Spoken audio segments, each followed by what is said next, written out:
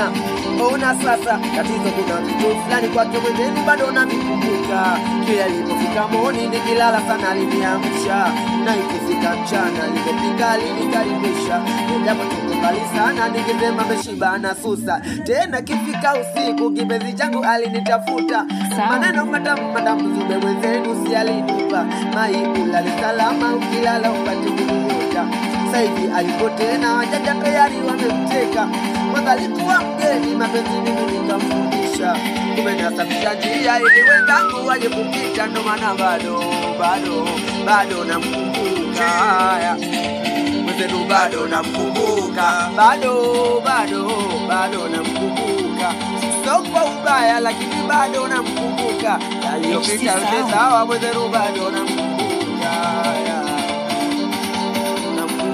Haya oya kwa heshima watoto wa mtani wazee wa Kwaso.